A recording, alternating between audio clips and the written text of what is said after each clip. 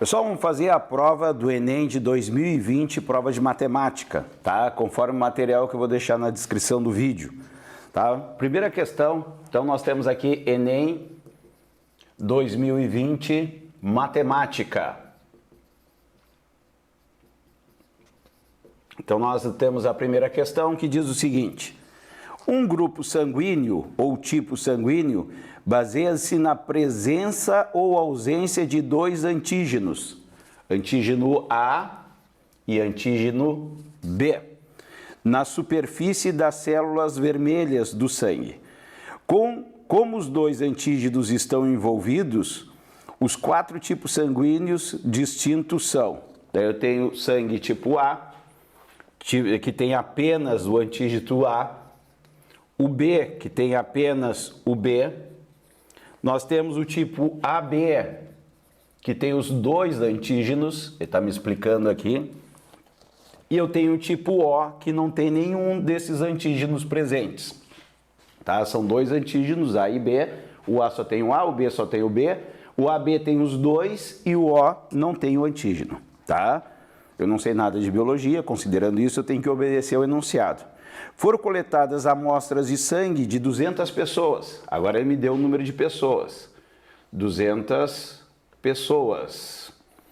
Certo? E após a análise laboratorial, foi identificado que em 100 amostras está presente o antígeno A. Então o antígeno A tem em 100 pessoas. Certo?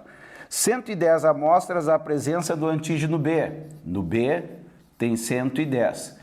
Observe que já passou de 200, então significa que aqui tem pessoas que têm os dois antígenos, tá? Vai ser um problema de conjuntos, provavelmente, e a gente tem uma intersecção ali, né, de pessoas que têm os dois antígenos, porque passou das 200 pessoas, já tem 210. E 20 amostras, nenhum dos antígenos está presente. Pessoal, se em 20 amostras nenhum dos antígenos está presente, ele é do tipo O, certo? Dessas pessoas que foram submetidas à coleta de sangue, o número das que possuem o tipo sanguíneo A é igual. Pessoal, ele quer as pessoas, o número de pessoas que tem o antígeno, que tem o tipo sanguíneo A. Então não serve as pessoas que têm o antígeno A e B, ele só quer o tipo sanguíneo A. Como é que eu vou montar isso? Tá? É uma questão de conjuntos, que eu posso fazer assim, ó. O antígeno A, o antígeno B. Observe que eu tenho aqui uma intersecção, porque tem gente que tem os dois antígenos, e eu tenho aqui o tipo O, que são 20 pessoas. Se eu tenho 20 pessoas que tem o O que não tem nenhum dos dois antígenos, significa que são 180 que vai ter os antígenos A e B. Tá? Eu já estou começando a pensar o que eu vou fazer. Bom, no A eu tenho 100. Ele quer saber quem é que tem o tipo de sangue A. Provavelmente tem a alternativa 100, que não é a resposta correta, tá? Por quê? Porque 100 é o total que tem A, mas tem gente que tem A e B, que eu não sei quantos são, vou chamar de X. E no B eu tenho 110. Então, na realidade, a pergunta é quem tem o tipo sanguíneo A, que seria só esta parte aqui, ó, que tem o A. Essa parte aqui não, aqui é o AB, certo? Então eu quero saber aqui, quantas pessoas tem aqui? Se tudo isso é 100, ó, que tem o A, eu tenho o X que eu não conheço, eu vou botar 100 menos X. Da mesma maneira que eu vou fazer o B aqui, ó, tudo isso aqui tem 110, mas tem 100 que compartilha o A e o B. Então aqui vai ser 110 menos X. Bom, se são 200 pessoas, eu tenho 20 que não tem o antígeno, sobram 180. Então aqui eu tenho 180 pessoas. Então eu vou somar 100 menos X, 100 menos X, 100 menos X, mais o X que tem os dois. Até vou botar aqui, ó, 100 menos X é quem só tem o A. Ó, só tem o A. O X é que tem o A e o B. E quem só tem o antígeno B é 100 menos X. Isto me dá 180 pessoas. 100 menos X só tem o antídoto B. Fazendo essa equação, vou achar o x, que não é a resposta. 110, Fábio. 110. 110. 110 menos x. Obrigado pela correção. 110 menos x. Eu vou achar o x, só que o x não é a resposta. O x é o grupo sanguíneo que é AB, que tem os dois. Ele quer o grupo sanguíneo A. Eu quero esta parte aqui que eu achurei. Então vamos fazer aqui, ó. Resolvendo aqui, menos x mais x, cortei. 100 mais 110 dá 210. Menos x é igual a 180. Passo o x para o outro lado para ficar positivo e o 180 para o lado de cá para ficar negativo. Eu vou ter que x é igual 180 para 200 vai dar 30. 30 são um número de pessoas que tem os dois antígenos, é o grupo sanguíneo AB, tá? Bom, esta equação aqui, ó, 210 menos 180, tá? Me mostra um raciocínio que o aluno poderia ter e não ter feito cálculo nenhum. Olha só, presta atenção. Tem 200 pessoas que foram testadas, certo? 20 não tem nenhum antígeno. Então, no problema que eu quero, são 180, certo? No momento que eu somar aqui, ó, 110 com 100 dá 210. Mas como que deu 210 se são 180 pessoas? 210 menos 180 tem 30 que tem os dois, né? Porque foi o excesso. Então o cara já faria de cabeça aqui, ó, 200 menos 20 que não tem um antígeno nenhum, somou os dois deu 210.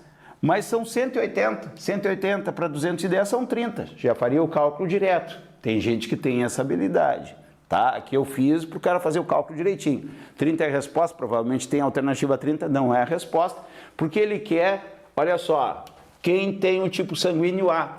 Quem tem um tipo sanguíneo A são as 100 que tem o antígeno A, menos as 30 que tem o AB. Então eu vou ter aqui, ó, na realidade, esta parte aqui, ó, 100 menos x. 100 menos x, 100 menos 30, a resposta são 70 pessoas, tá, que tem o antígeno A. Então, 70, a resposta é C de Canadá, beleza? Tranquilos? 70 pessoas que é do grupo A. Se eu fosse fazer aqui 110 menos 30, daria 80, que tem o B. O AB a gente achou aqui que são 30 e o O são 20 pessoas. 70 com 80 dá 150. 180, 200 pessoas, bateu a conta, eu tenho certeza que o exercício está correto, tá? Exercício de número 2. Exercício de número 2. Um hotel de 3 andares está sendo construído, tá? 3 andares. Então, vou imaginar aqui 3 andares. 1, 2, 3 andares. O hotel tem 3 andares que está sendo construído. Cada andar terá 100 quartos. Então, tem 100 quartos aqui, 100 quartos, 100 quartos e 100 quartos. Então, são 300 quartos, né? Os quartos serão numerados de 100 a 399. Tu vê, são 300 quartos, mas não vai começar do 1, do 2, vai começar do 100. Do 100 ao 399. E cada um terá seu número afixado à porta, tá? De 100 a 399 tem os 300 quartos aqui. Então vai ser a numeração de 100 até 399, que são os 300 quartos que a gente tem. Cada número será composto por peças individuais, cada uma simbolizando um único algarismo. O que ele quer dizer com isso? Que cada número do quarto, vou pegar o quarto aqui, 237, tá?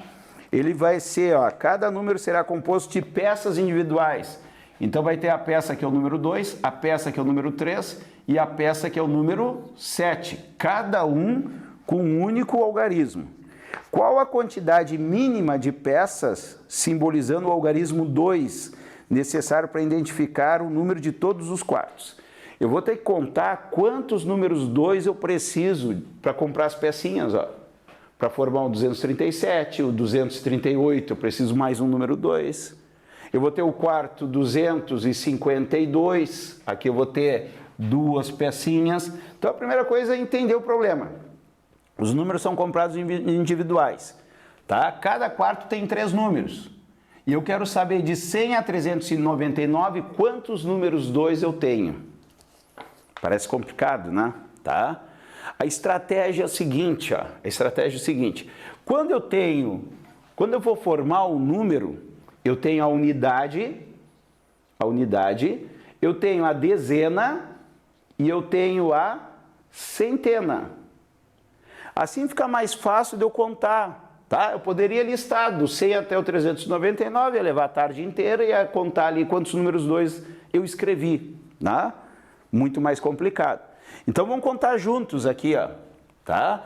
Pessoal, vamos começar com a centena, ó, centena. Eu vou fixar o número 2 e aqui não interessa os números que tem. Por exemplo, esse quarto aqui, 252. Quando eu contar a centena, eu vou contar um número 2 só. Ah, mas tu não vai contar outro 2? Não, quando eu contar a centena, ele vai aparecer. Beleza? Tranquilos? Então, na centena, vamos pensar juntos aqui, ó. Ó, do 100 ao 199, na frente não tem nenhum número 2, certo?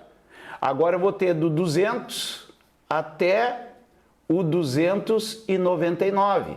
Depois do 300 ao 399 não tenho 2. Quantos números 2 eu tenho aí? Olha só, de 200 a 299 eu tenho 100 números 2. Vamos supor que eu fosse fazer os números coloridos, tá? A centena fosse vermelho, a dezena fosse azul e a unidade fosse verde. Quantos números vermelhos, número 2, eu precisaria comprar? 100. Porque são 100 números 2 que eu tenho, que é de 200 a 299.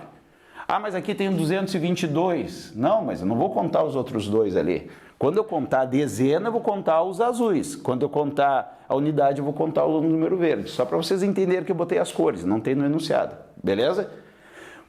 Por enquanto eu preciso de 100, tá? Agora eu vou contar quantos... Vai começar a ficar difícil, ó. Quantos números 2 na dezena? Vamos lá. Na centena 100, né? De 100 a 199, tá? Eu vou ter o 121, tá? O 122, o 123 até o 129, certo? Depois eu vou ter o 220, 221, 222 até o 229. Da mesma maneira, eu vou ter o 320, 321, 322 até o 329. Observe que do 120 ao 129 tem um 2 na dezena, tá? Então aqui eu tenho quantos? Tenho 10 números, certo? Na linha dos 200, 220 a 229 eu tenho 10 números também. E do 320 ao 329 tem mais 10 números. Então já achei mais 30 na dezena, certo? Vamos para a unidade agora. Contar as unidades.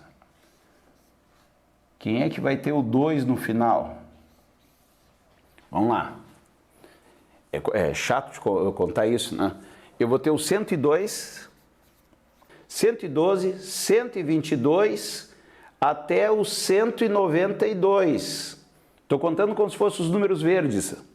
Aquele que eu contei aqui seria o número 2 azul, que seria o do meio. Que as cores eu botei só para a gente entender melhor. Tá?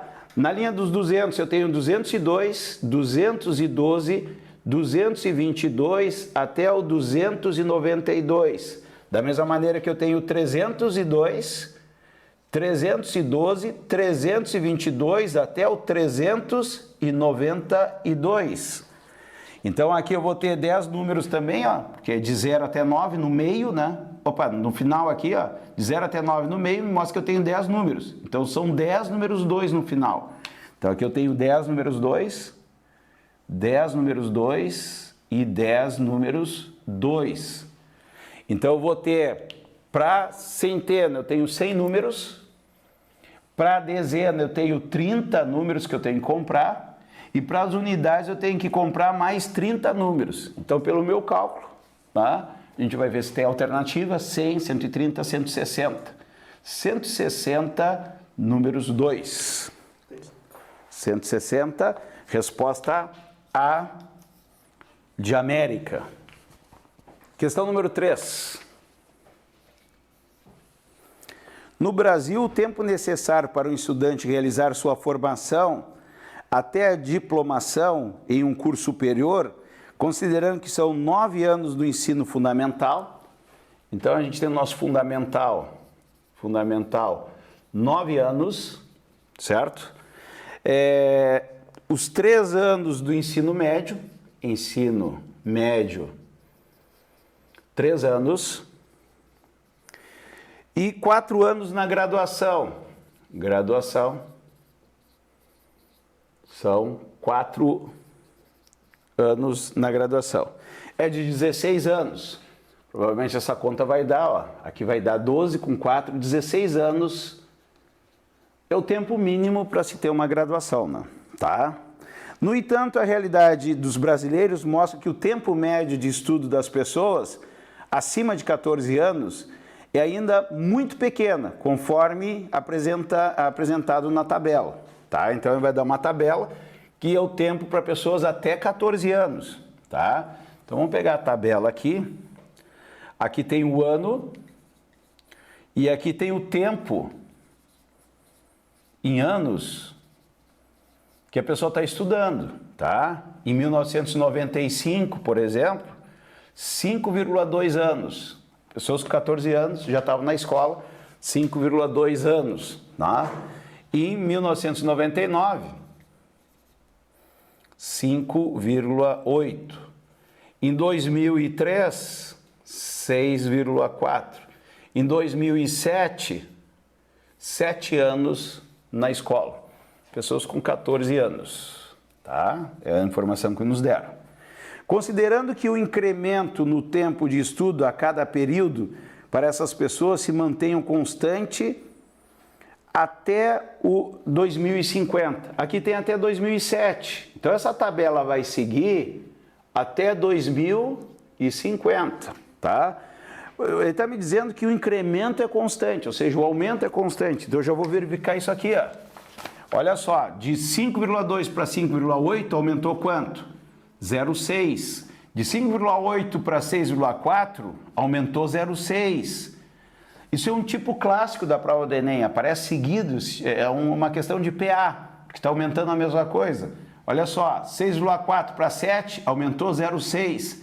Isso aqui nós chamamos de razão. Ó. A razão, se eu chamar isso de A1, se eu chamar isso de A1, aqui é o A2, vai ser A2 menos A1. Então, eu vou ter aqui 5,8 menos 5,2, eu tenho uma razão de 0,6. Está aumentando de 6 em 6. Então, é o que está dizendo, o incremento é constante, é sempre o mesmo valor.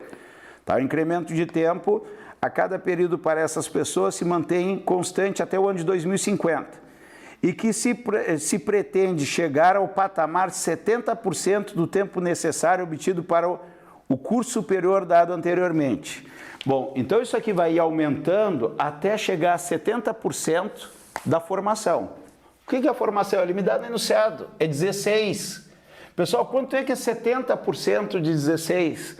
Ah, pode fazer regra de 3? Pode, 16 é 100%, 70% é X. Tu vai perder tempo. Então a gente já vai fazer direto. 16 vezes 70%. 70% é 70 dividido por 100. Vou fazer a continha aqui, cortou aqui, cortou aqui. Bom, o que acontece? 16 vezes 7 eu vou ter que fazer. 16 vezes 7, 42, vai 4, 7, com 4 vai dar 11, confiram para mim. 7, 8, 9, 10, 11. Tá? Então, isso vai dar 111 dividido por 10, 112, desculpa, por 10, 11,2. Pessoal, isso aqui vai ir aumentando até chegar um ano, que não é em 2050, tá? Ele quer que chegue 70%, até chegar aumentando, mais 0,6, mais 0,6, até chegar em 11,2, tá? O ano que o tempo médio do estudante de pessoas acima de 14 atingirá o percentual pretendido. Pretendido é esse aqui, ó, certo? Também, se tivesse tempo, o que eu ia fazer? Eu ia somar mais 0,6, mais 0,6, mais 0,6, mais 0,6, mais 0,6 até chegar aqui, tá? Com isso, eu vou ver o aumento no ano. Ó, 2005 para 1995 para 1999, aqui aumentou 4 anos. 1999 para 2003 aumentou 4 anos.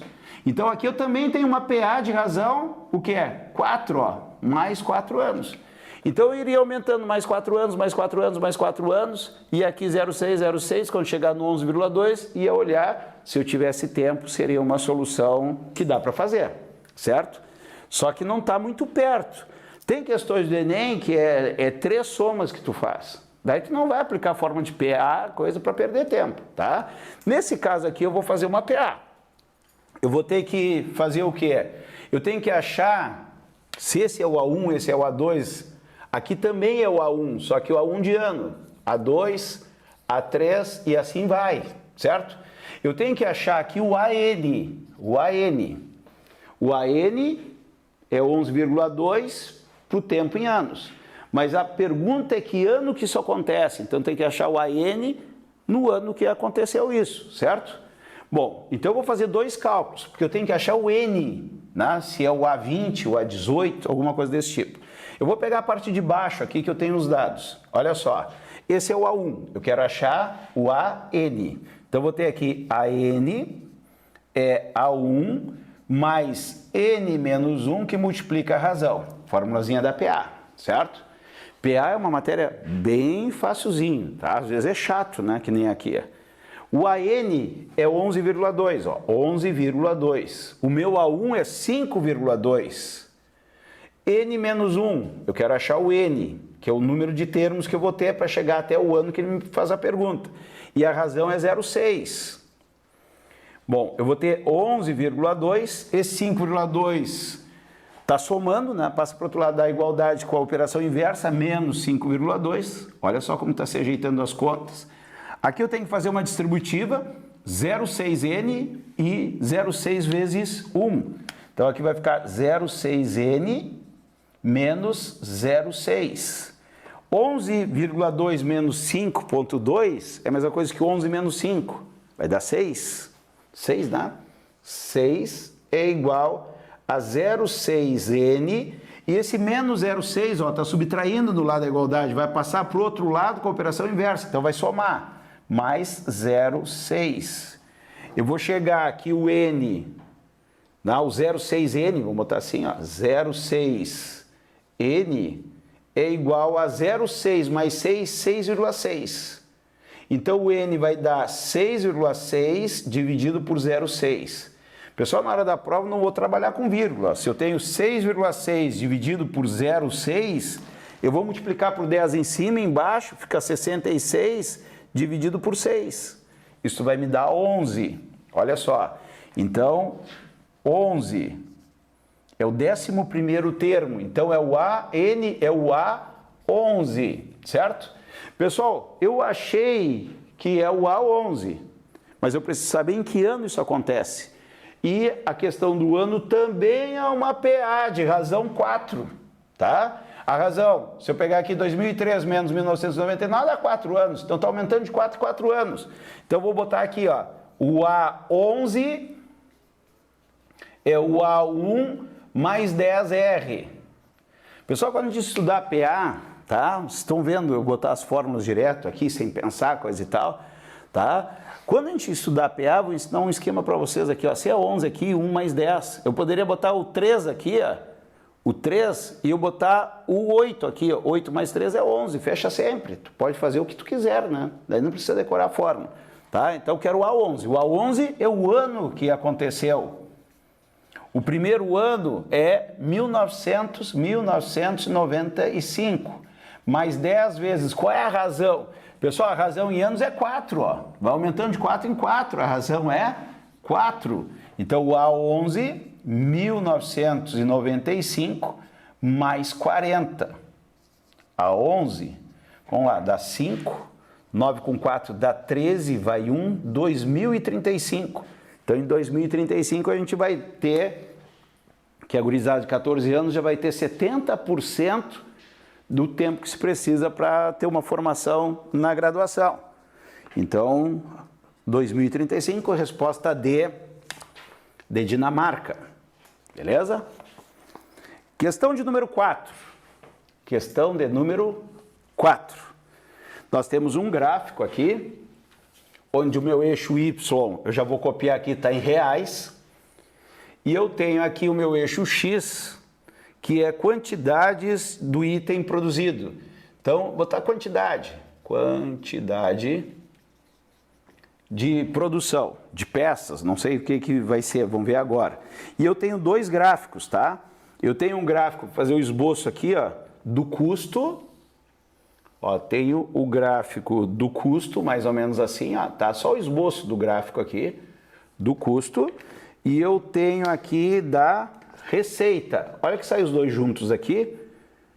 E assim, ó, receita. Aqui é receita. E aqui é custo. Tá?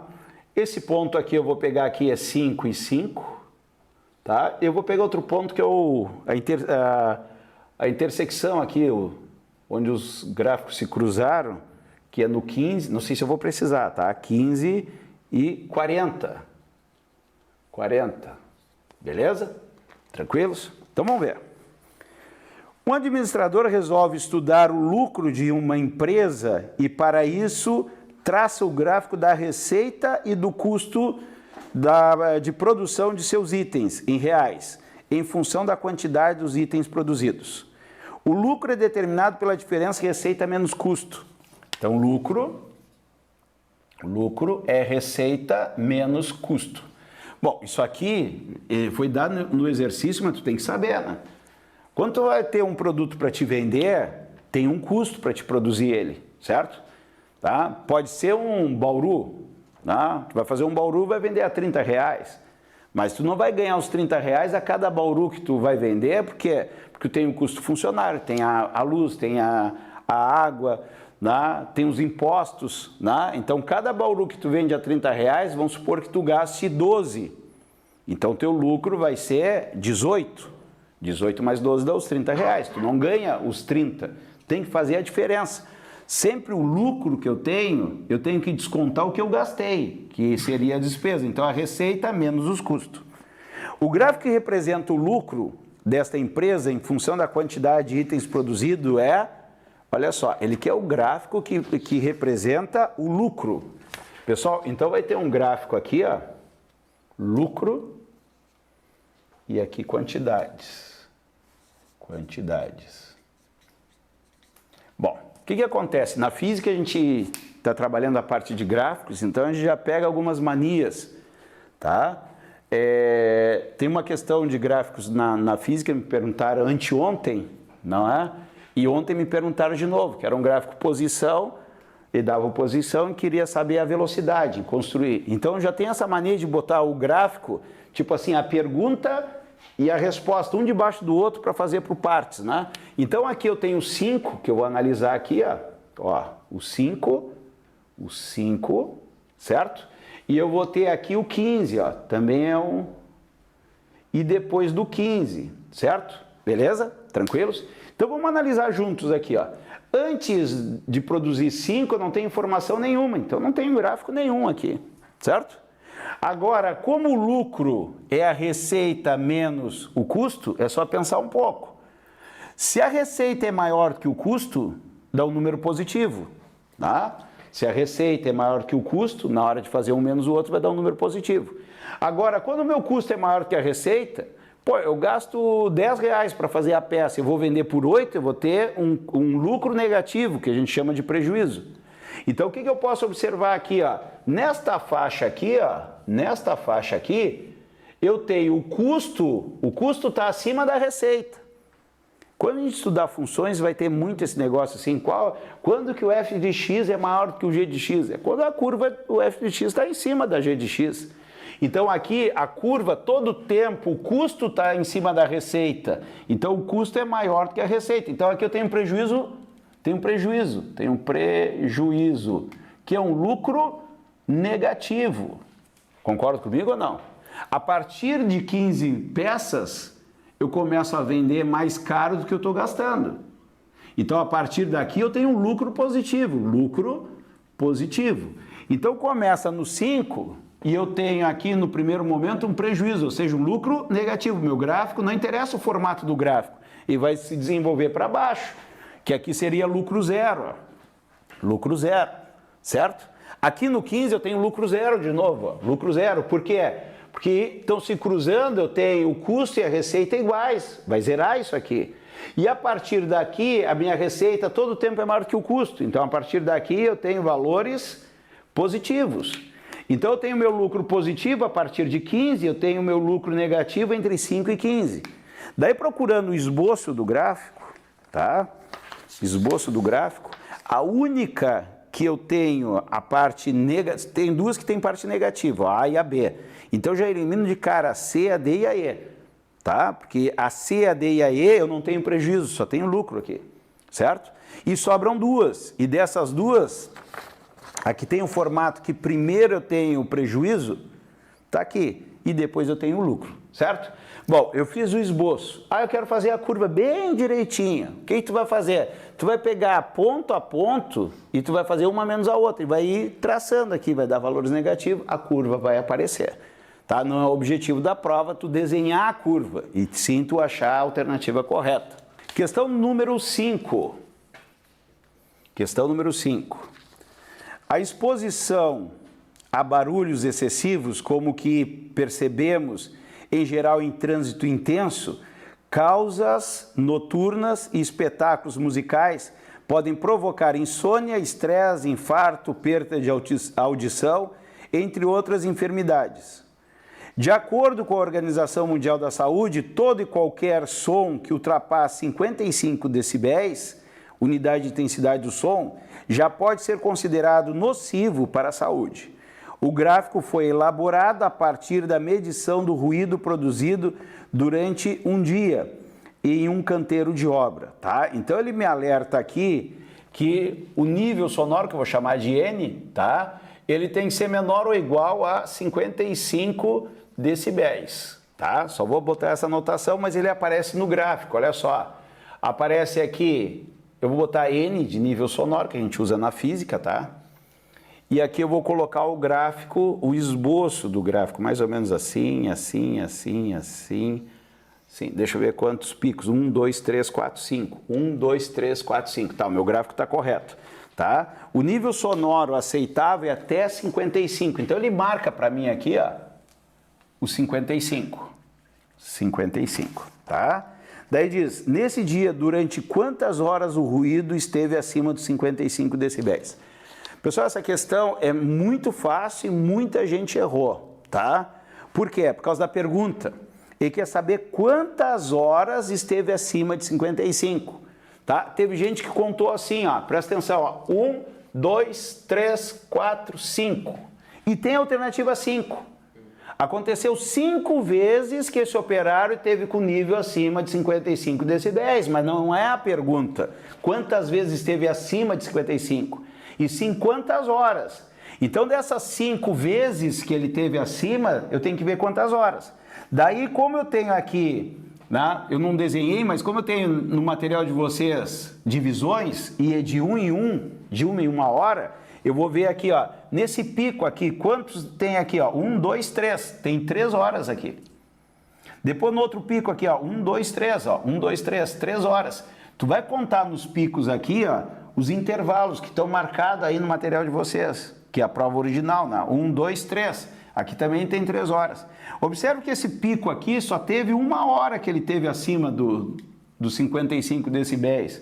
E aqui eu tive mais 3 horas. Então o tempo total, em horas, o tempo total, 3 horas no primeiro pico, 3 no segundo, 3 no terceiro, o quarto foi só 1 hora que teve acima dos 55 e mais 3. Então, na realidade, tem 3, 6, 9, 12, 13 horas. 13 horas, tá?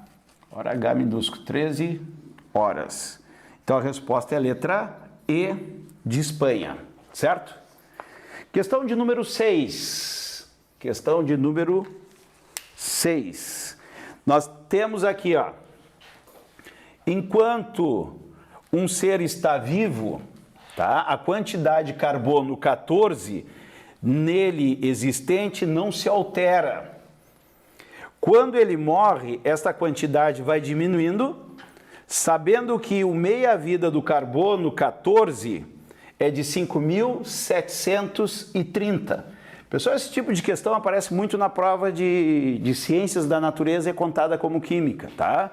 Então, o que acontece? Quando nós estamos vivos, nós mantemos nosso carbono 14, porque a gente está se alimentando, coisa e tal. Quando a gente morre, começa a ter uma desintegração do carbono 14 e é chamado período meia-vida o tempo que chega à metade da massa.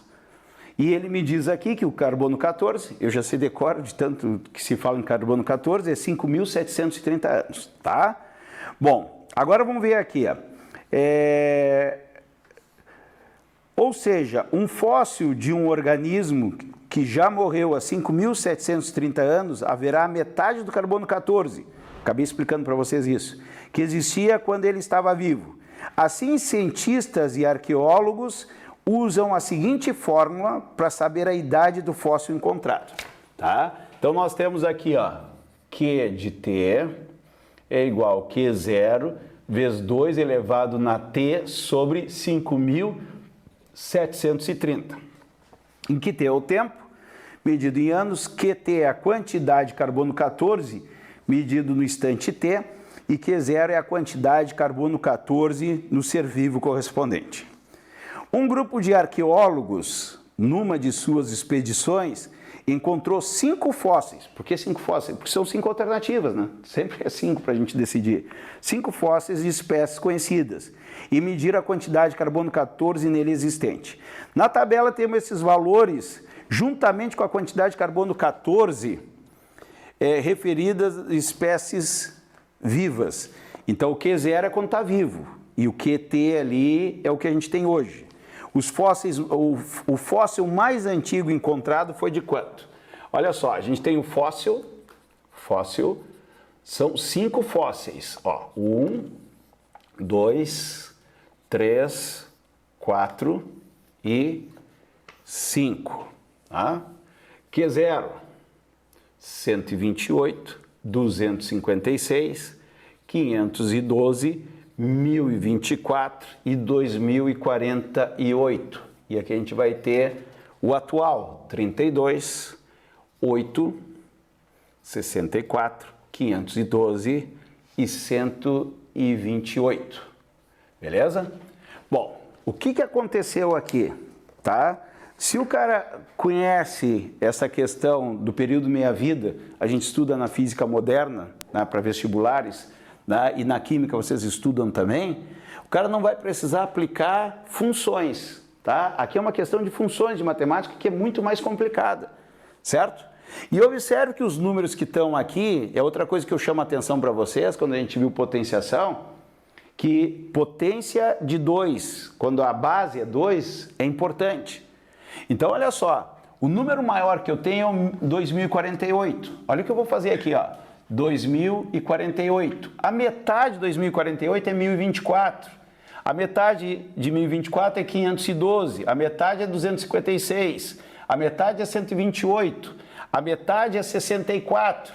A metade é 32. Vamos conferindo. A metade é 16. 8 é o menor de todos, né? 8 é o menor de todos, tá? Pessoal, olha só, agora voltando de trás para frente, o dobro 16, 32, 64, vai dobrando 128, 256, 512, 1024, 2048. Eu falei que isso aparece toda a prova do Enem, certo? Tá? Vamos para o primeiro fóssil, vamos ver a idade dele, certo? Então, o que é a idade do fóssil? Quantas vezes a massa de carbono 14 caiu à metade? E eu vou multiplicar por 5.730 anos, que é o período meia-vida, certo? Mas não vou precisar fazer isso. Quem tiver mais períodos meia-vida é o mais antigo. Aqui, de 128 para 32, eu vou vir aqui, ó, 128 para 32, 1, 2. Caiu 2 vezes a metade.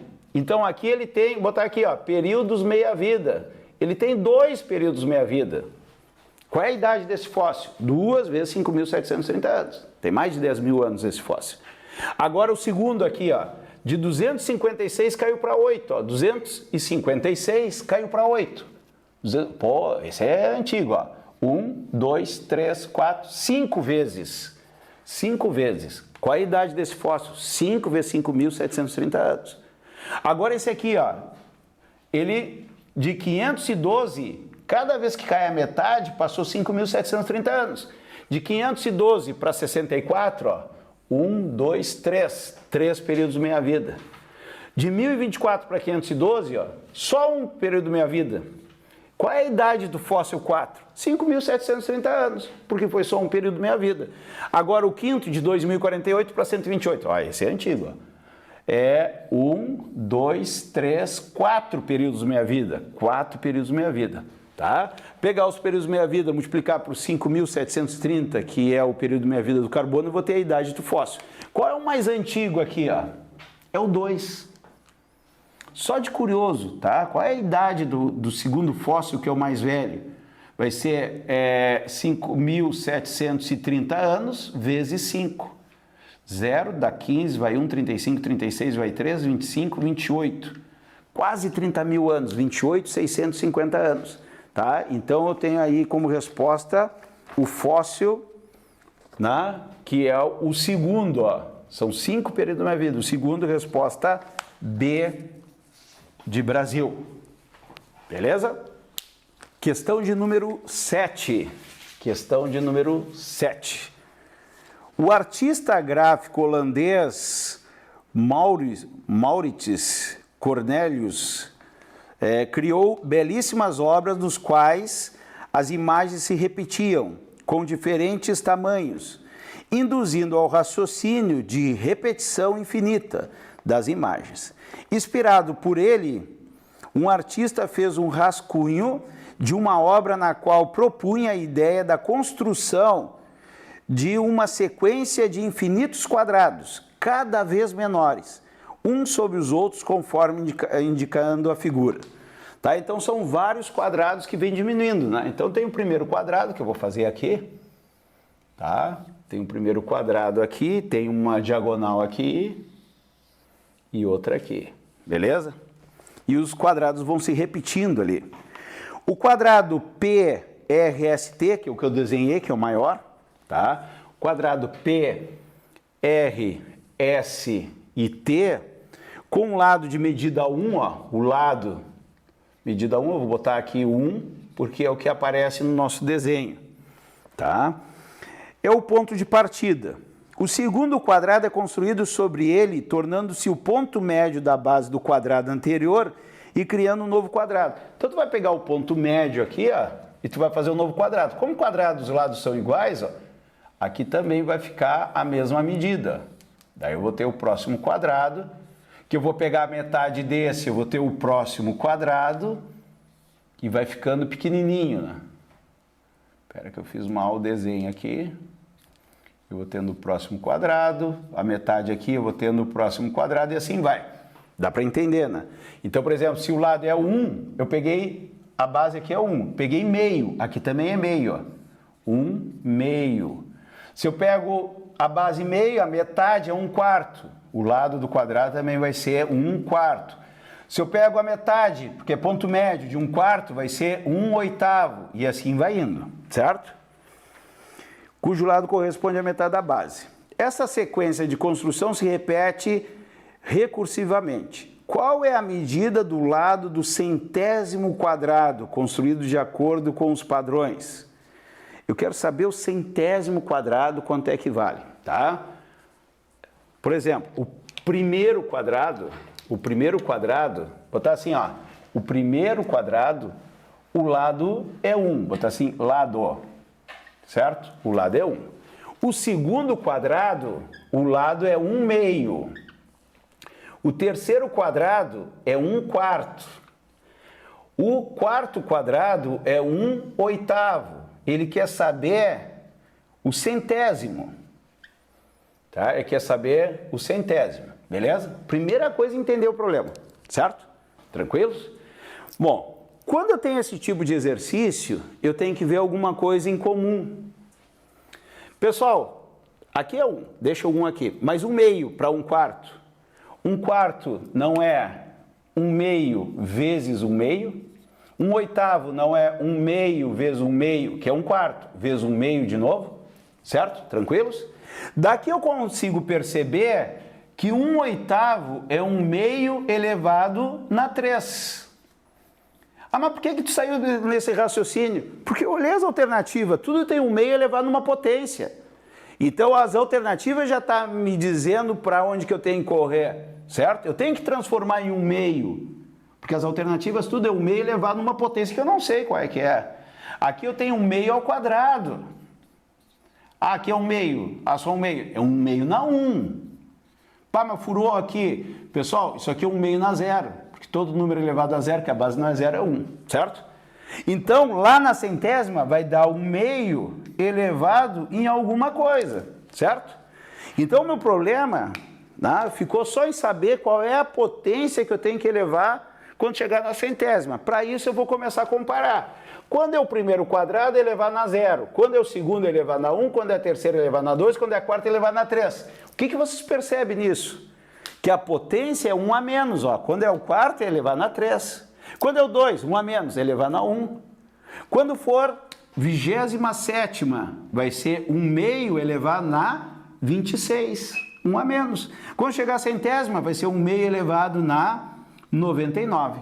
1 meio elevado na 99... A alternativa é a letra B de Brasil, tá?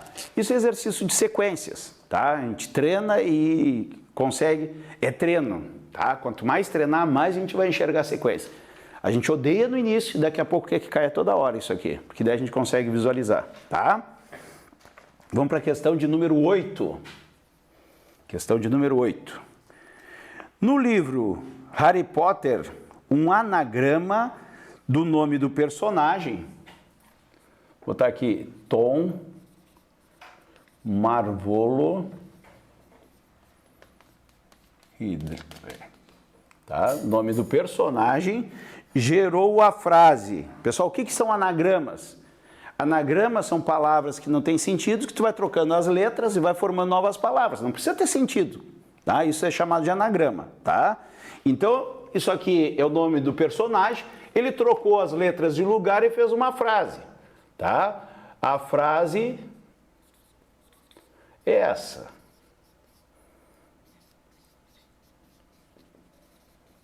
Se vocês pararem para observar, cadê o L? Tem que estar aqui, ó, tá aqui, ó. Cadê o D? Tá aqui, tem 2 D, um D tá aqui, outro tá aqui, ó. Cadê o R? O R tá aqui. Tem outro R aqui, tem 2 lá em cima, tem 2. Ele trocou de ordem as palavras e fez uma frase. Beleza? Tranquilos? Só para entender o que é anagrama, tá? Suponha que Harry quisesse formar todos os anagramas da palavra.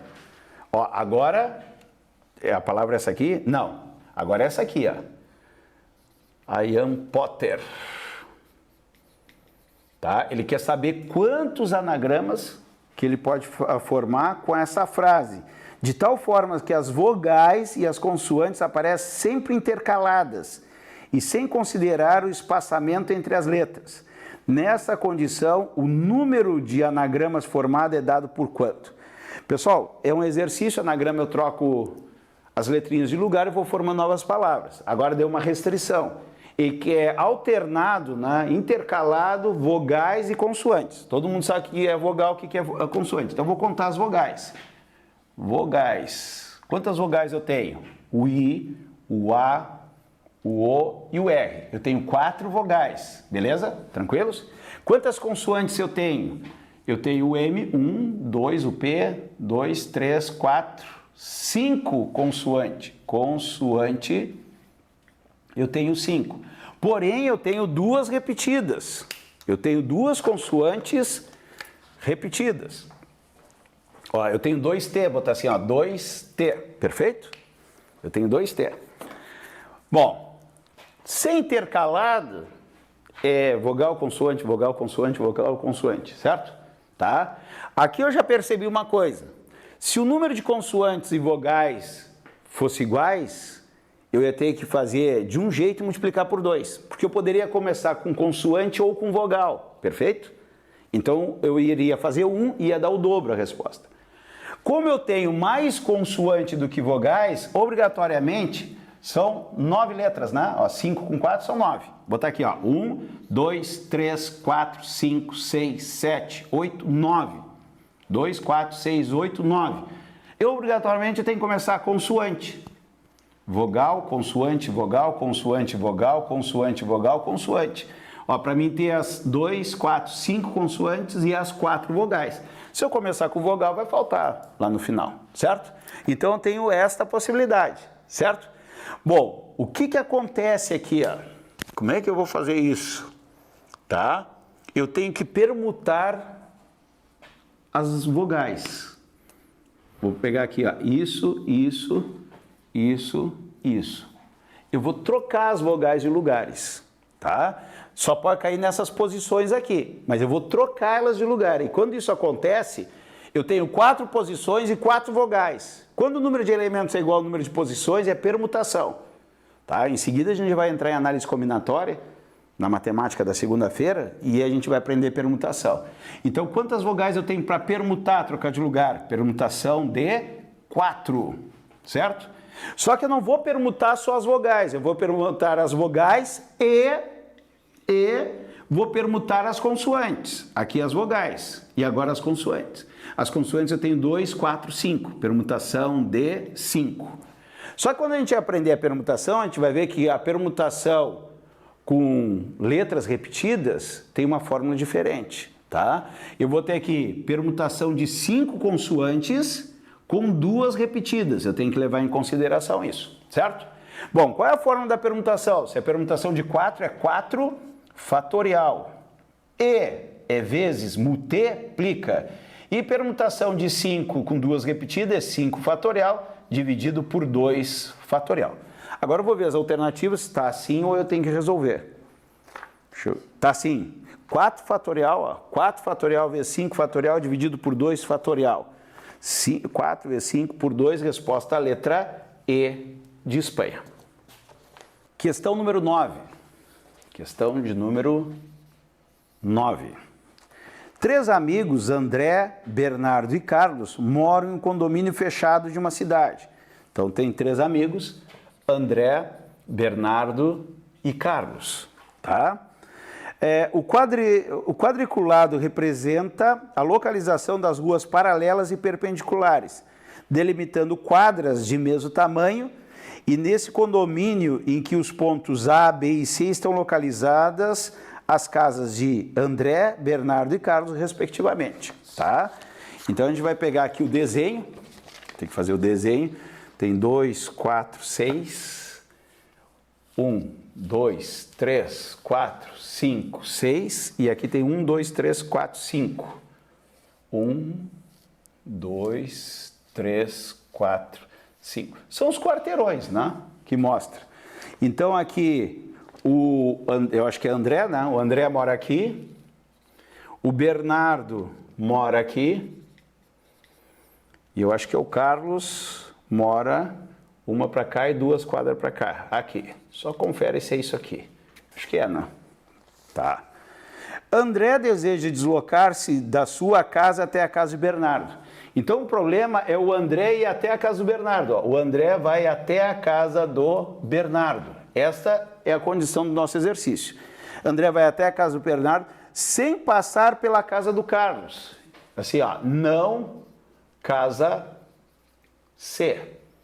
Então, olha só, o André tem que sair da casa dele até a casa do Bernardo, tem vários caminhos, mas não pode passar na frente da casa do Carlos, tá? Não estão se dando bem, não interessa o motivo. Seguindo ao longo das ruas do condomínio, fazendo sempre deslocamentos para a direita e para cima. Então, por exemplo, ele ir lá na casa do Bernardo, ele pode fazer deslocamento para a direita e para cima. Não pode descer. Como ele não pode voltar para a esquerda. Tá? Isso é uma orientação para o cara não ficar rateando, porque isso é um exercício clássico. Tá? Segundo o esquema da figura, o número de diferentes caminhos que André poderá utilizar para realizar o deslocamento nas condições propostas é de quanto? Bom, primeira coisa que eu tenho que pensar é o seguinte, ó, ele tem que ir de A até B. Eu vou desconsiderar que eu não posso passar na casa do Carlos. Então eu vou achar todas as possibilidades possíveis para o André ir até a casa do Bernardo. E depois eu vou calcular quantas possibilidades tem ele passando pela casa do Carlos. Daí eu desconto, que é o que não pode. tá? Então a primeira condição, aí ele usa setas, né? Isso aqui, na nossa aula tradicional, a gente tem um exemplo pronto, tá? A gente já leva pronto, tá? Então aqui eu vou chamar de horizontal e assim eu vou chamar de vertical, para mostrar para vocês. Uma das possibilidades dele ir da casa, o André ir até a casa do Bernardo é assim, ó, horizontal, horizontal, horizontal, horizontal, vertical, vertical, vertical. Então para ir de A até B, ó, vou botar assim todas as possibilidades que tem, poderia ser horizontal, horizontal, horizontal, horizontal. 4 horizontais, 1, 2, 3, 3 verticais. Isso é uma possibilidade. Outro de vocês pode pensar assim, não, mas não iria assim, eu iria assim, horizontal, horizontal, vertical, horizontal, horizontal, vertical e vertical. O que aconteceu? Continua sendo as mesmas letras, eu vou até copiar aqui para vocês verem, ó, H, H, V, H, H, V e V.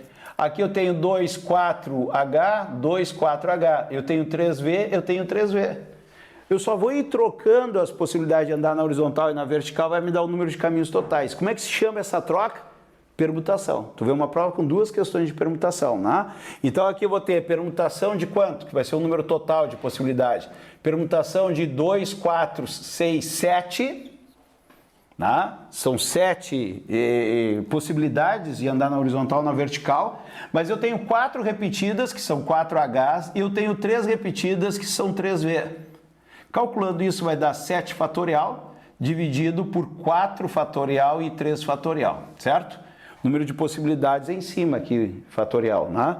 Agora, o número de elementos que eu vou permutar, agora essa parte repetida vem na parte de baixo na forma de fatorial, quando eu tenho repetição.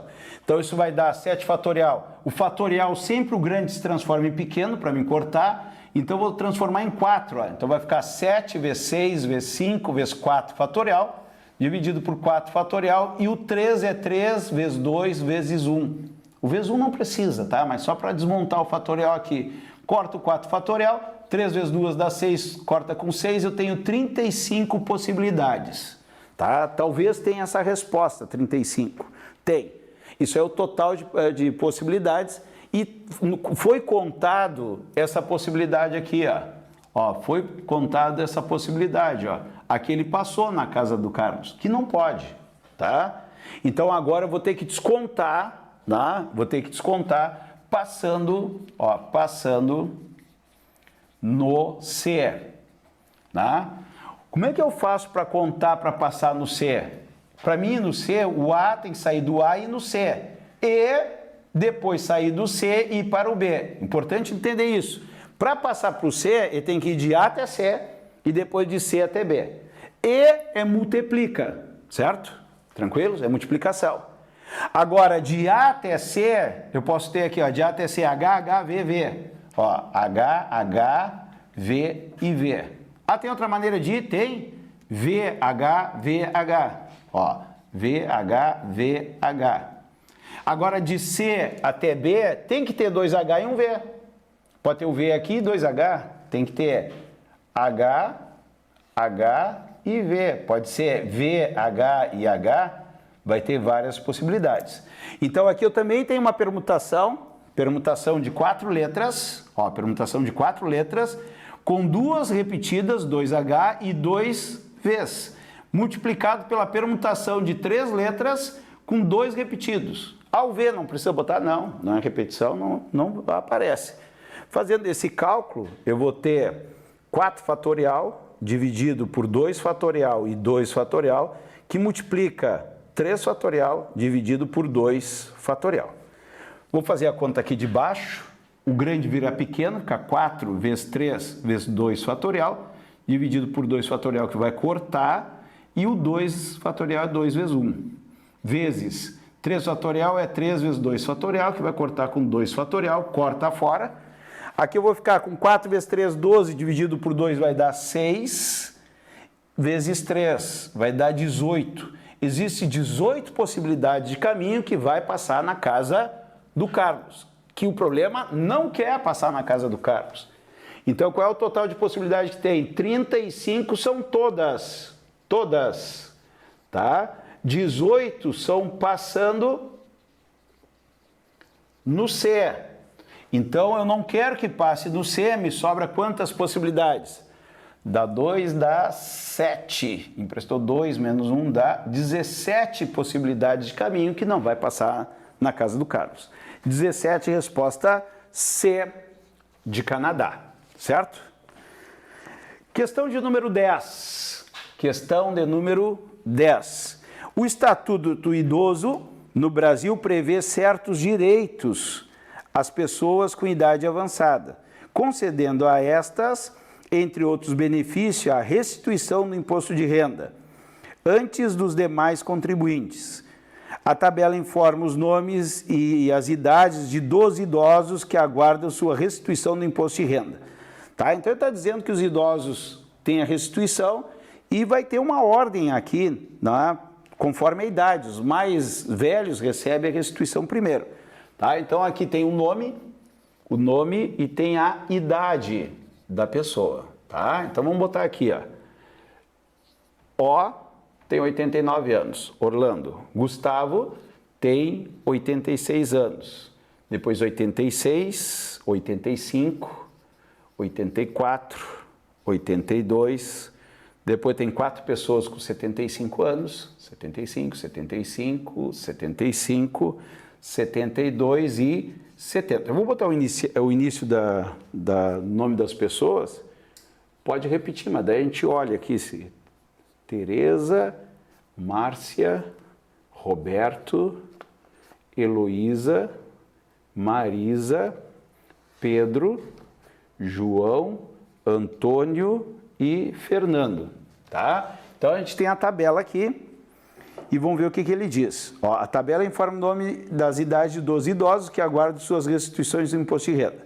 Considere que entre os idosos a restituição seja concedida em ordem decrescente de idade, em que os subgrupos de pessoas com a mesma idade a ordem seja decidida por sorteio. Então o que ele quer dizer? Que os mais velhos vão receber antes. Quando empata a idade, daí é um sorteio. Aí é assim na vida? Não, é no nosso exercício, tá?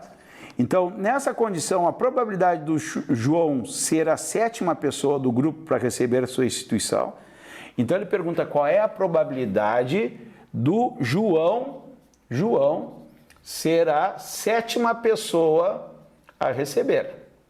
7ª pessoa a receber. Pessoal, o que é probabilidade? É o que eu quero que aconteça pelo total de possibilidades, tá? Bom, aqui é um ponto importante. Tá, são 12 pessoas. Muita gente já põe o 12 aqui embaixo, aqui, que é o total de possibilidades. Mas peraí, tá? O João vai ser a 7ª pessoa, mas é certo que o Orlando vai ser a primeira? O Orlando é a primeira, o mais velho. Esse aqui é o segundo, é certo? Não tem sorteio. Não, o segundo é esse. Segundo ou terceiro. Segundo ou terceiro. Aqui, ó. Tem 2 com a mesma idade aqui, ó. Mas não vai interferir para a posição do João, que está aqui. Ó. Então, aqui é o segundo e terceiro. Ou o Gustavo ou a Luana, um é segundo, outro é terceiro. Aqui é o quarto. Aqui é o quinto. Aqui é o sexto. E aqui começa o problema. Quando chegar a vez do João, ele pode ser o 7º? Pode, porque a próxima idade depois de 82 é 75. Só que a gente tem 4 pessoas para ser sorteado. Então, qual é a chance que tem dele ser o 7º? Ele nesse sorteio, ele vai disputar com 4 pessoas no total.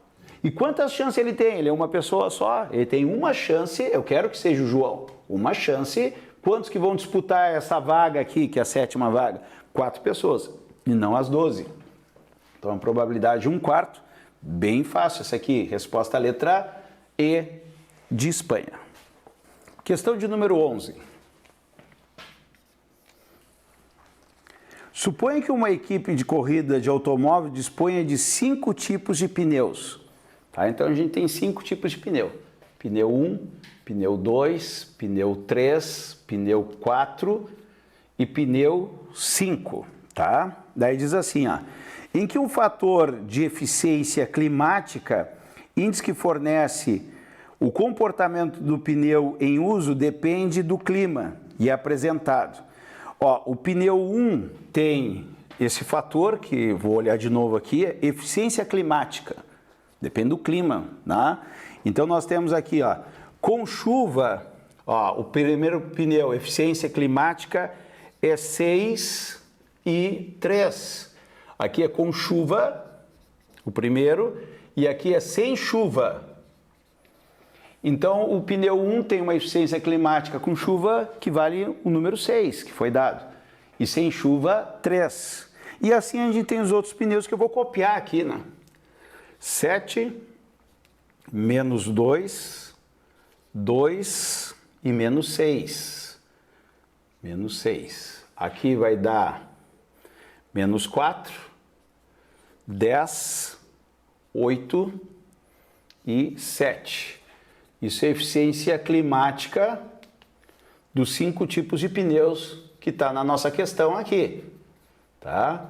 Por exemplo, se eu pegar o pneu 3, esse aqui, qual é a eficiência climática dele sem chuva? É 10.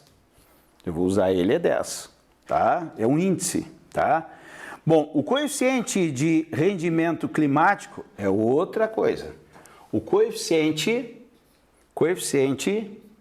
de rendimento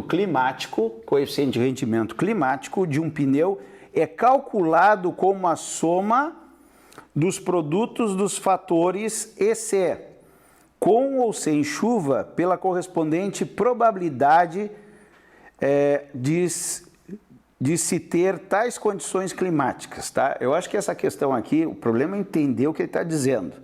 Olha, me criou um coeficiente de rendimento climático, tá?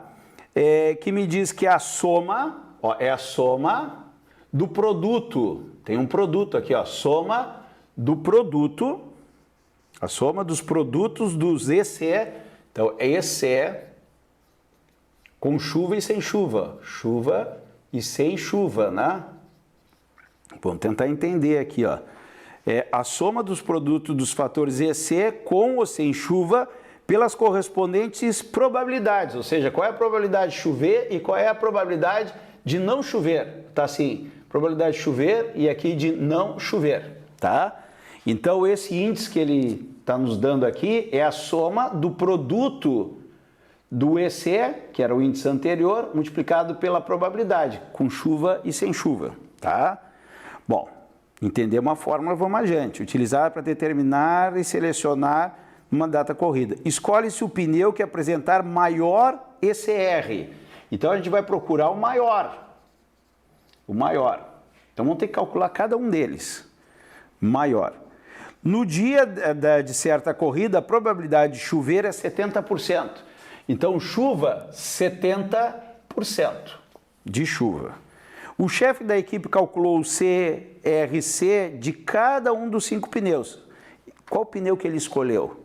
Eu vou ter que calcular o CRC de cada pneu e ver qual que é o maior, certo?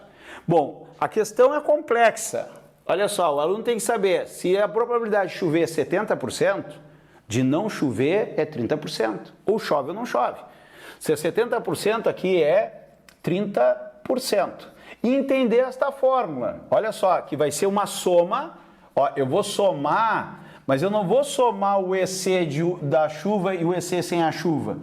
Esse EC eu tenho que multiplicar pela probabilidade da chuva e pela probabilidade de não chover. Então, na realidade, esse número aqui, antes de somar, eu tenho que multiplicar por 0,7, que é 70%, e esse 3 por 0,3. Então, vamos lá, pneu 1. Pneu 1. Eu vou ter aqui o CRC, pneu 2, o CRC, pneu 3, o CRC, pneu 4, o CRC e o pneu 5, o CRC. Certo? Vamos fazer o primeiro aqui, ó. O EC vezes 70%. Então vai ser 6 vezes... Vou botar 0,7, né? 70%, acho que dá para botar direto. Mais 3 vezes 0,3. Não faço a conta, porque muitas vezes eu posso eliminar. 7 vezes 0,7. O que é esse 0,7? É a probabilidade de chover. Ó. E eu estou pegando os EC daqui, ó. Estou com o dedo aqui, ó. O dedo da mão esquerda aqui. Mais não menos. Ó, isso aqui já vai cair fora. Menos 4 vezes 0,3. Agora, menos 2 vezes 0,7 mais 10 vezes 0,3. Pessoal, esse 0,3 é 30%, ó, que ele manda calcular. Agora aqui é 2 vezes 0,7 mais 8 vezes 0,3. Menos 6 vezes 0,7 mais 7 vezes 0,3. Fazendo esse cálculo, eu vou ver qual que é maior, tá? Probleminha bem complicado, bem complexo, tá? Pessoal, observe o seguinte, ó, se eu multiplicar por 10 aqui, multiplicar por 10 aqui em todos, não vai alterar, vai continuar o maior sendo o maior. Só para mim não fazer conta com vírgula, tá? Então eu vou fazer isso aqui, eu vou tirar esse 0, de todos aqui, ó, que vai ficar mais fácil para mim fazer o cálculo. Como eu tirei de todos, não vai dar a resposta correta do CRC, mas vai me mostrar quem é maior da mesma forma, certo? Então vamos ver aqui, ó, 6 vezes 7, 42. Mais 3 vezes 3, 9, isso dá 51, tá? Na realidade daria 0,51, né? Porque eu ia multiplicar por 10 vezes menos. Agora aqui, ó, 7 vezes 7 dá 49, menos 4 vezes 3, 12. Pessoal, não precisa fazer, ó, porque isso aqui vai dar menos que 51, já está ganhando o primeiro. Agora aqui embaixo, menos 14 mais 30.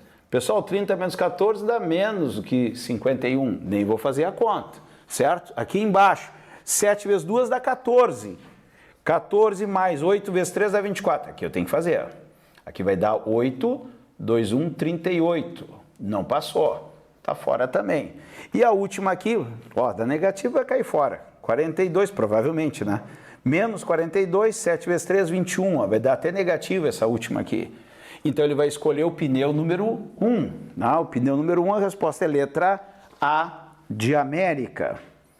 A de América, tá? Questão de número 12. Questão de número 12. Amigo secreto é uma brincadeira tradicional nas festas de fim de ano. Um grupo de amigos se reúne e cada um deles sorteia o nome de uma pessoa que irá presentear. Então o exercício está explicando. Tá anulado, tá? Tá anulado, mas vamos ver o que pensaram, tá? Já estamos informando que foi anulado, tá? Então nós temos aqui, ó, o nome da pessoa que irá presentear. Então a questão tem que me explicar, porque tu não é obrigado a saber como funciona uma brincadeira. No dia da troca de presentes, uma primeira pessoa presenteia seu amigo secreto. Em seguida, o presenteado revela o seu amigo secreto e o presenteia. E a brincadeira continua até que todos sejam presenteados. Mesmo no caso em que o ciclo se fecha, 10 funcionários de uma empresa, então eu tenho 10 pessoas, ó, 10 pessoas que vão participar do amigo secreto. Entre elas um casal. Então, dentro dessas pessoas tem um casal, tá? O casal vai ser João e Maria, tá? Só para a gente ter uma referência ali para a gente pensar, tá? Um casal.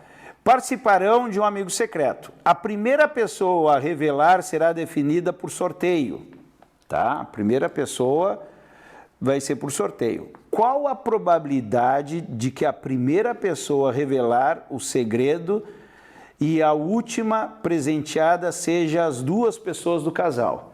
Então, é um exercício de probabilidade. Quer saber qual é a probabilidade? A gente sabe que probabilidade é o que eu quero pelo total, certo? Total é qualquer ordem. A gente vai ver o total de possibilidades que tem, né, de ser qualquer pessoa, a primeira, qualquer pessoa, a segunda e coisa e tal. Agora, o que eu quero é que a primeira pessoa seja um do casal e a última pessoa seja também a do casal. Como são 10 pessoas, eu vou botar aqui, ó, 1, 2, 3, 4, 5, 6, 7, 8, 9, 10. 2, 4, 6, 8, 10. 10 pessoas. A primeira é o que eu quero, que eu vou calcular, né? Eu quero que seja um do casal. Ou vai ser o João ou a Maria. Então, quantas possibilidades que eu tenho para acontecer o que eu quero? 2 possibilidades. Se o primeiro sorteado é o João ou a Maria, eu estou dentro do que eu quero. Então, eu tenho 2 possibilidades. E a última, uma só. Por quê? Porque se eu tenho 2 para escolher, o João e a Maria. Se for sorteado o João, é certo que a última é a Maria. Não tem outra possibilidade. Eu não tenho as mesmas duas porque um já está na primeira. Já está participando do amigo secreto. E me sobra aqui no meio 8. Tá? Esses 8 aqui, eles podem trocar de ordem, que não influencia. Então eu vou ter aqui uma permutação de 8. Tá? Ou se não, colocaria aqui, ó. Eu já tenho, são 10 pessoas, já posicionei 2. Aqui eu teria 8 vezes 7, vezes 6, vezes 5, vezes 4, vezes 3, vezes 2, vezes 1. Fechou. Que isso aqui nada mais é do que 8 fatorial. Multiplicado por 2, porque pode ser começar com o João ou começar com a Maria. Então o que eu quero é 2 vezes 8 fatorial. E o que é o total? Que é sem restrição. Sem restrição é 10 fatorial. Ou seja, eles podem se movimentar à vontade, aí não interessa, a ordem tem 10 posições para 10 pessoas, seria a permutação de 10. Quando eu fizer isso, o maior vira menor. Ó. Então eu vou ter aqui 2 vezes 8 fatorial sobre 10 vezes 9 vezes 8 fatorial. Cortei aqui 8 fatorial e eu fiquei com a probabilidade é 2 sobre 10 sobre 90. 2 sobre 90. Se eu simplificar por 2 em cima e embaixo, vai dar 1 sobre 45. 1 sobre 45, a resposta seria a letra B. Só que estão me informando que a questão foi anulada. Tá? A questão foi anulada. Por que a questão foi anulada? Porque o amigo secreto, ele é circular. Quando chegar lá, do jeito que nós fizemos aqui, quando chegar lá no fim, o João foi aqui, ó. Tá? O João deu o presente pro fulano, pro ciclano, tal coisa, e o penúltimo deu o presente para Maria. E no nosso exercício acabou aqui. E o João ficou sem presente, né? Porque a gente não considerou, a Maria tem que dar o presente lá pro primeiro. Tá? A gente não considerou que era circular, isso é um dos problemas da questão, certo? Bom, segundo problema da questão, o amigo secreto não quer dizer que o ciclo vai fechar com as 10 pessoas. Eu posso pegar ela pegar ele e ele me pegar. Fechou aqui em 3 pessoas. Daí tem que começar novamente, tá? Então por isso que a questão foi anulada. Fábio, mas por que tu resolveu mesmo assim e achou uma possível resposta? Porque isso aqui, análise combinatória, a gente trabalha com modelos. Isso aqui é um modelo que tem um casal, né, que vai tirar foto nos extremos da foto. E quer saber quantas fotos possíveis se eles têm 8 filhos, por exemplo. Os filhos vão trocar de posições ali. E nos extremos pode ter o João e a Maria, ou a Maria e o João, que a gente destroca. Então é um exercício clássico. Provavelmente quem montou essa questão pensou nesse exercício clássico. Por isso que eu montei dessa maneira. Mas a questão foi anulada. Questão de número 13. Tá? Questão de número 13. Diz assim, ó, a figura 1 representa uma casa e a planta do seu telhado, em que a seta indica o sentido de escoamento da água da chuva. Então, olhando aqui, tem uma casinha aqui, ó, tem uma casinha, tá? Uma porta e uma janela, tá? Uma porta e uma janelinha aqui, e nesse desenho aqui, ó, eu tenho o telhado que mostra que a água corre e escoa para um lado aqui e lá por trás lá, chamado de 2 águas, tá? E mostra a planta aqui, para mim ter uma ideia, tá? A planta da casa é olhando de cima do telhado. Aqui é a frente da casa e tem umas setas me indicando que a água escoa para cá e a água escoa para esse outro lado, certo? Daí diz assim, ó, um pedreiro precisa fazer a planta do escoamento da água da chuva de um telhado que tem 3 caídas de água, como representar na figura 2. Pessoal, a figura 2 aqui, o que acontece aqui? Ó? Tem a mesma casinha aqui, olha só, a mesma casinha aqui, só que o telhado aqui está recuado, aqui, ó. Tem uma caída para frente, tem a caída para o lado, ó, tem uma caída para frente aqui e tem uma caída para o outro lado. Aqui era 2 águas, aqui é 3, tá? Que são 3 caídas, tá? A figura que representa a planta do telhado, a figura 2, com os escoamentos de água da chuva que o pedreiro precisa fazer, vai ser qual? Fazer o mesmo esquema aqui, ó. Aqui é a frente da casa, eu vou ter uma caída de água para cá, outra para o outro lado, só que eu tenho uma para frente, ó. Eu tenho uma caída de água para frente. Olhando nas alternativas, ó, a A ficou legal, só que não aparece a seta, né? A B é a mesma A, só que mostra a seta conforme as caídas de água. A resposta, letra B de Brasil, tá? Uma questão bem simples, tá? Questão número 14. Questão de número 14. Em um jogo desenvolvido para o uso no computador, objetos tridimensionais são descendo do alto da tela até alcançar o plano da base, tá? A gente já olha ali embaixo, ali a gente lembra de um jogo chamado Tetris, né? Tem plano e tem espacial. O usuário pode mover ou girar o objeto durante sua descida, para posicioná-lo convenientemente no plano horizontal. Um desses objetos é formado pela justaposição de 4 cubos idênticos, formando assim um sólido rígido, como ilustrado na figura. Então aqui a gente tem 4 cubos, né, que ele dá aqui, ó. Então vamos fazer o desenho aqui, ó. Aqui eu tenho 1, 2, 3. Tem 3 para cá. Claro que lá para o fundo eu vou ter 2, ó. Tem aqui, mais ou menos essa figura aqui, ó. Beleza? Ó. 1, 2 cubos, mais 2 lá em cima, 4 cubos, tá? Ele diz que é 4 cubos idênticos formando sólido rígido. Para facilitar a movimentação do objeto pelo usuário, o programa projetado ortogonalmente esse sólido em 3 planos quadriculados perpendiculares entre si durante sua descida.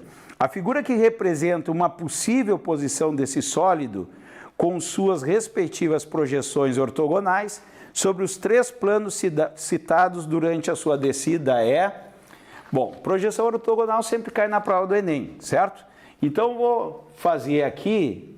Não vou sair procurando, eu vou fazer a que seria a correta, tá? Então a gente tem algo desse tipo assim, ó. Tem aqui uma parede lateral, tem uma parede no fundo aqui, e aqui a gente tem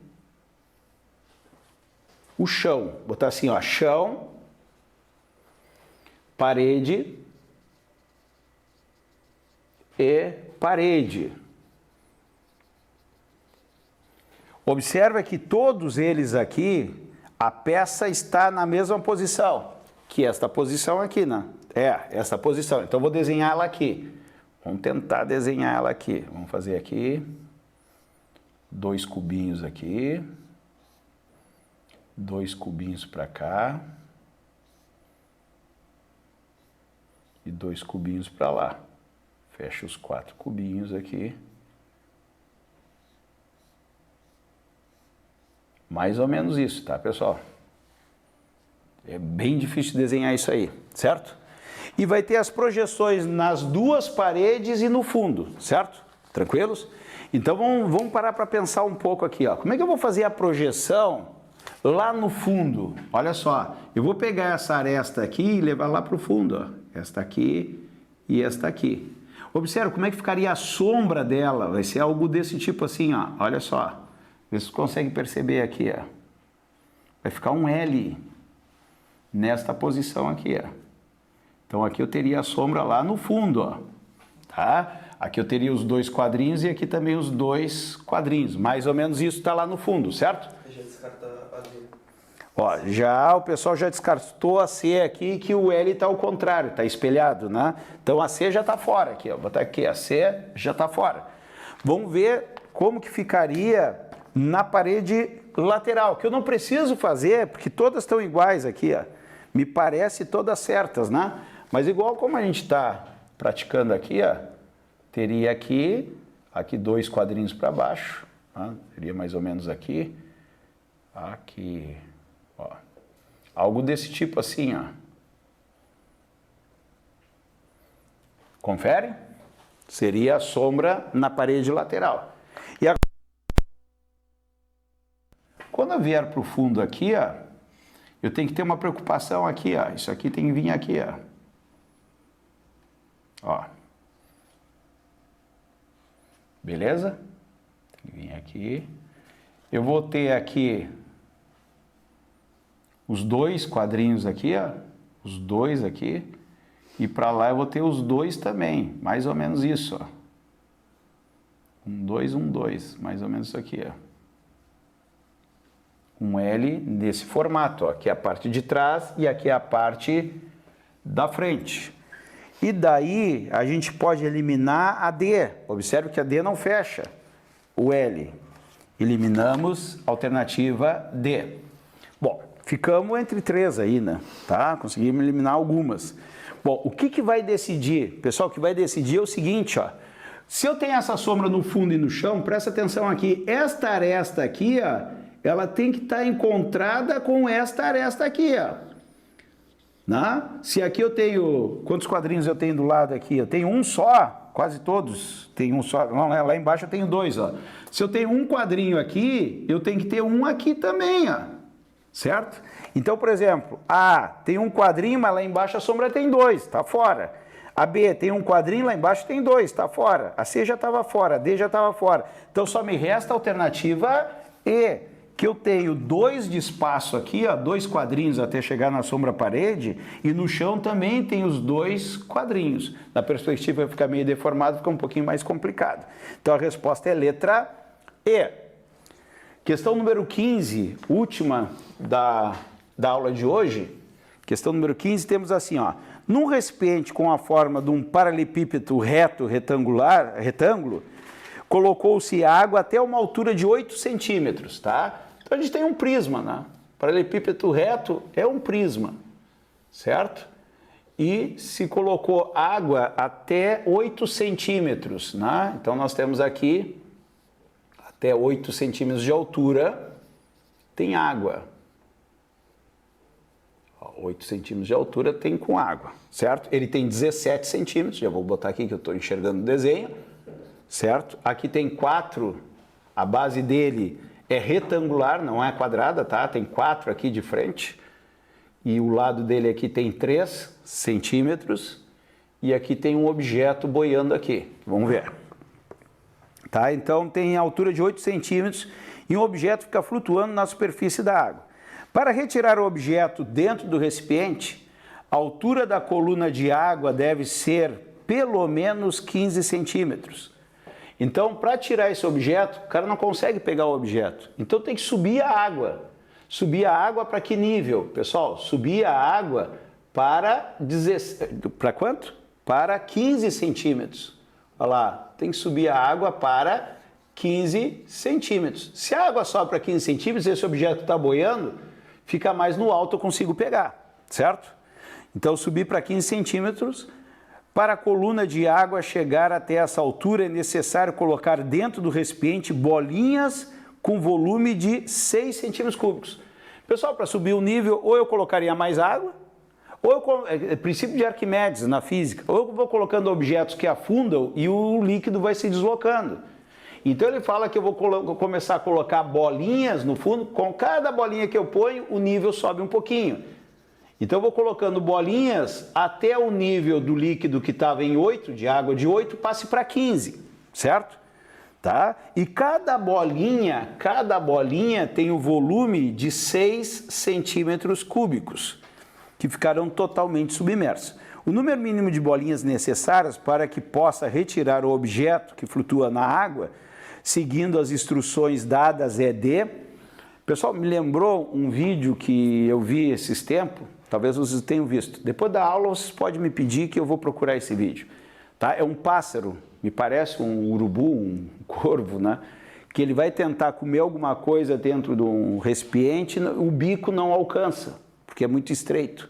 Daí ele começa a tirar pedra ali dentro. Ninguém viu esse vídeo? Começa a botar pedra. Daí começa o nível a aumentar e ele consegue comer lá. Vou ter que ver o vídeo para ver os detalhes. Mas me lembrou muito isso aí. Então o cara não consegue pegar o objeto que está boiando. Começa a botar bolinhas e o líquido começa a se deslocar e começa a subir. Tá? O volume de bolinhas é o mesmo volume de líquido deslocado pelo princípio de Arquimedes lá na física. Então qual é o volume que eu tenho que deslocar? Não é esse aqui, ó. Esse aqui, ó. Então vamos calcular o volume de líquido deslocado. Pessoal, como é um prisma, é a área da base vezes a altura. Volume de líquido deslocado, a área da base é um retângulo, é 4 vezes 3, ó. 4 vezes 3. E a altura é 15? Não, já tinha 8. O que eu tenho que aumentar, 15 menos 8, dá 7 centímetros. Tem que aumentar 7 centímetros. Volume de líquido deslocado vai ser 7 vezes 3, 21. 21. 21 vezes 4 é o dobro duas vezes. 21, 42, 84. 84 centímetros cúbicos, tá? Então nós temos aí, vou até fazer aqui, 21 vezes 4, dá 4, 8 vezes 2, tá, fechou, 84 centímetros cúbicos. Mas a pergunta é quantas bolinhas eu tenho que colocar ali? Se uma bolinha tem o volume de 6 centímetros cúbicos, eu tenho que fazer o líquido se deslocar 84 centímetros cúbicos, vai dar N bolinhas. Então eu vou fazer o cálculo das bolinhas, tá? Se der quebrado, vou arredondar para cima, porque abaixo não vai alcançar ainda, né? Tá? Eu acredito que vai dar um número inteiro. Vamos ver aqui. Vai dar 6N é igual a 84. N é igual a 84 dividido por 6. 84 dividido por 6 dá, uma vez, dá 24. 6 vezes 4, 12, 24, zerou. Deu 14 bolinhas. Com 14 bolinhas, o nível vai sair de 8 e vai ir para 15. 14 bolinhas, alternativa é a letra A de América, e encerramos a aula de hoje com as 15 primeiras questões, conforme o nosso material da prova do Enem de 2020, prova de matemática.